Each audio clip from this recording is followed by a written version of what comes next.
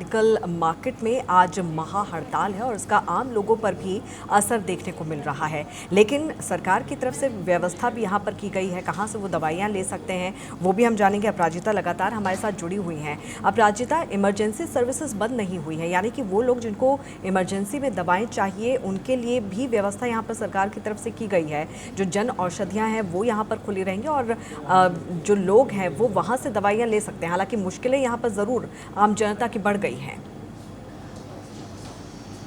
बिल्कुल अंकिता जी, देखिए सबसे बड़ी बात ये है कि ये लोग बहुत शांतिपूर्वक ढंग से जो है इस बंद का आह्वान किए हैं। ये जो AIOSD है इसने बहुत ही शांतिपूर्वक तरीके से किया और जैसा मैंने आपको तस्वीरों के माध्यम से दिखाया कि हमारी एक रिक्वेस्ट पे इन्होंने शटर खोल दिया, लेकिन ग्राहक आपको अंदर नजर आएंगे। मतलब जिनको इमरजेंसी है उसको दवाइयाँ ये लोग दे रहे हैं और ऐसे में इनकी बस सरकार से ये मांग है कि जिस तरीके से ये लोग फार्मेसी की पढ़ाई किए हुए हैं, प्रिस्क्रिप्शन देख करके ही दवाइयों को जो है ये बढ़ावा दे रहे हैं, दवाइयाँ दे रहे हैं, तो कहीं ना कहीं ऑनलाइन वालों के लिए भी कुछ मजबूत कानून बनाने चाहिए ताकि ये जो धड़ल्ले से दवाइयाँ बिक रही हैं और केमिस्टों के नाम खराब हो रहे हैं वो ना हो। देखिए इसी स्टोर में काम करने के लिए हमारे साथ काम करते हैं एक व्यक्ति, इनसे भी बात करते हैं और थोड़ा सा और विस्तार से जानते हैं चीज़ों को।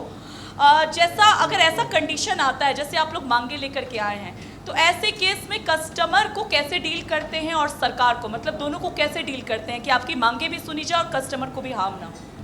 नहीं, कस्टमर तो सबसे पहले है हमारे लिए, उनको किसी भी प्रकार की परेशानी नहीं होने दे रहे हैं।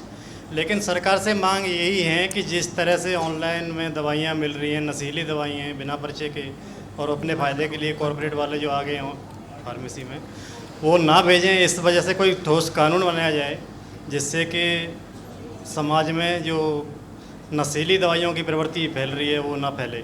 रही बात कस्टमरों की, तो कस्टमरों के लिए ये 180 साल पुरानी फार्मेसी है। अच्छा, जैसे हम देखते हैं कि कुछ दवाइयाँ ऐसी हैं जो बिना प्रिस्क्रिप्शन के नहीं दी जाती हैं, लेकिन ऑनलाइन में आप लोग का आरोप ये है कि वो दवाइयाँ फिर भी दी जा रही हैं। तो ऐसे केसेस में आपके पास कोई ऐसे केसेस आए हैं जिसका आप लोग के ऊपर भी एलिगेशंस लगा हो या कुछ ऐसा हुआ हो?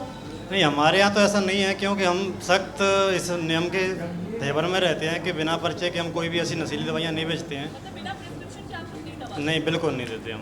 बिल्कुल यहाँ पे नहीं देते। लेकिन अपराजिता, ये भी एक बड़ा सवाल है जिस चीज़ को ये मुद्दा बनाते हुए नजर आ रहे हैं। कई ऐसे मेडिकल स्टोर्स हैं जहां पर बिना प्रिस्क्रिप्शन के भी दवाइयां दे दी जाती हैं। लेकिन उत्तर प्रदेश में क्या कुछ स्थिति है? मनीष गर्ग आगरा से हमारे संवाददाता इस वक्त हमारे साथ जुड़े हुए हैं। मनीष का रुख यहाँ पर कर लेते हैं।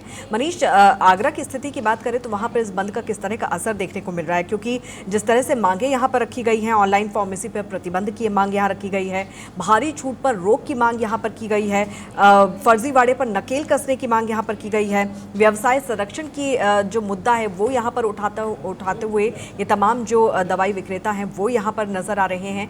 इन मांगों को लेकर सरकार का रुख क्या है और वहाँ पर क्या कुछ असर देखने को मिल रहा है?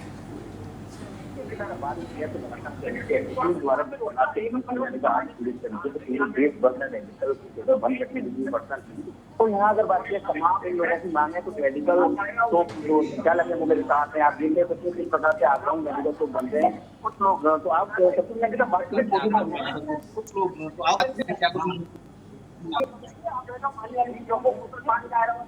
क्या नाम है आपका? मेडिकल।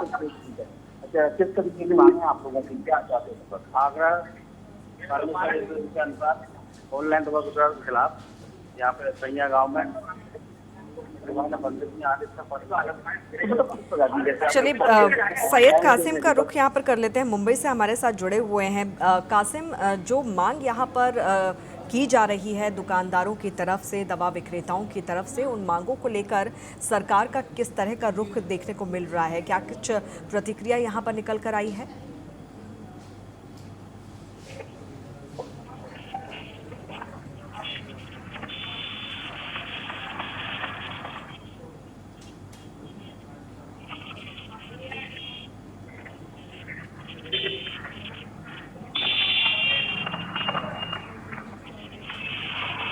कासिम, सरकार की क्या प्रतिक्रिया है इन मांगों को लेकर, हड़ताल को लेकर? देखिए, हड़ताल को लेकर जब अब तक सरकार को लेकर कुछ प्रतिक्रिया सामने नहीं आई है, लेकिन जिस तरीके से जो प्राइवेट मेडिकल स्टोर है, इन्होंने साफ कर दिया है कि ऑनलाइन जिस तरीके से ई फार्मेसी से जो बड़े पैमाने पर मेडिसिन बेची जा रही है, जिसमें बड़ी छूट मिल रही है लोगों को करके लोग वहां से खरीद रहे हैं और इनके स्टोर्स पर नहीं आ रहे, मेडिकल स्टोर्स पर, जिसकी वजह से इनके जो कारोबार है उस पर भारी असर देखने को मिल रहा है। और साथ ही जो मेडिकल स्टोर्स है उनका आरोप ये भी है कि कुछ लोग ऐसे हैं जो फर्जी जो रहता है प्रिस्क्रिप्शन उसके जरिए ऑनलाइन से जो भी है मेडिसिन मंगा लेते हैं, जिसके जरिए कहीं ना कहीं मेडिसिन जो आ रही है वो प्रॉपर जो प्रिस्क्रिप्शन है वो सही है क्या, गलत है क्या, और जिस तरीके से ऑनलाइन वाले बिना कुछ उसके ऊपर मेडिकल जो मेडिसिन बेच रहे हैं वो कहीं ना कहीं गलत है, जिसके कारण इनको काफी दिक्कत, काफी परेशानी हो रही है। प्राइवेट मेडिकल स्टोर जो है वो बड़ी छूट जो ऑनलाइन से जो आ रही है मेडिकल से उनसे हो रही है करके उन्होंने सरकार का अब तक इस पर कुछ फैसला आया नहीं है। चलिए, तो इंतजार है सरकार का जो इस पर क्या कुछ रुख होता है। अपराजिता, सरकार के रुख का इंतजार यहाँ पर किया जा रहा है, लेकिन आगे क्या कुछ कदम हो सकता है इन तमाम जो दवा विक्रेता हैं उनका?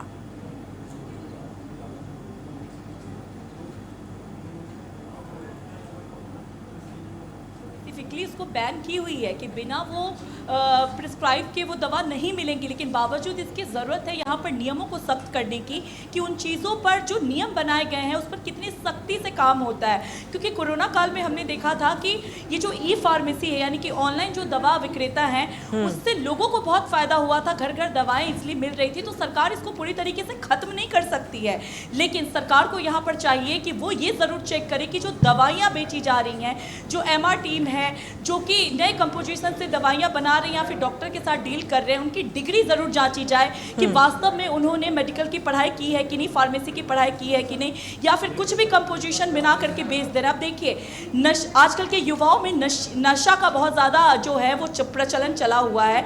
कितने आसानी से लोग जो हैं एक नॉर्मल से कफ सिरप जिसका नाम कोरेक्स है वो दवा धड़ल्ले से लोग नशे के लिए यूज़ कर रहे हैं बड़ी तादाद में। तो डोज तय करता है डॉक्टर, और एक फार्मासिस्ट भी जो होता है वो डॉक्टर के बराबर ही होता है जिसको डोज पता होता है।